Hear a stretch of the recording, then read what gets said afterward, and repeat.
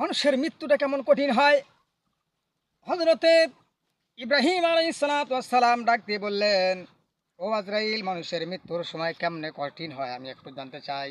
ইব্রাহিম আলাইহিস সালাতু ওয়াস সালাম বললেন, না, পারবে না।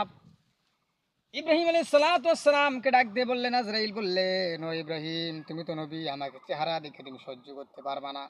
ইব্রাহিম আলাইহিস সালাতু ওয়াস সালাম বললেন, আমি ইচ্ছা করেছি মানুষের মৃত্যুর সময় যখন তোমার সুরতটা হয় সেই সুরতটা কেমন হয় আমি দেখতে চাই। ইব্রাহিম আলাইহিস সালাতু ওয়াস সালাম বললেন, আজরাইল, আমি দেখতে চাই মানুষের প্রাণটাকে কবজ করার সময় কীরকম শাস্তি হয়, আমি সেই সুরতটা একটু দেখতে চাই।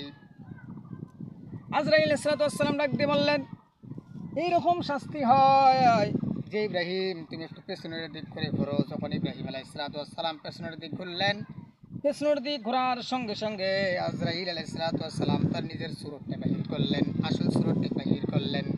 আজরাইল আলাইহিস সালাতু ওয়াস সালাম সেই সুরতটা দেখার সঙ্গে সঙ্গে বললেন, আজরাইল আলাইহিস সালাতু ওয়াস সালামের সুরত দেখার সঙ্গে সঙ্গে বেহুশ হয়ে পড়ে গেলেন। কে বেহুশ হয়ে পড়ে গেছেন? ইব্রাহিম। একজন নবী হওয়ার পরে যদি আজরাইলের সুরত দেখার সঙ্গে সঙ্গে বেহুশ হয়ে পড়ে যেতে পারে, তাহলে আপনার আমার জন্য আজরাইল কেমন হয়ে দাঁড়াবে। চলে আসুন ভাই, আমি আসল কথায় চলে যাই। ইব্রাহিম আলাইহিস সালাতু ওয়াস সালাম বেহুশ হয়ে পড়ে গেলেন।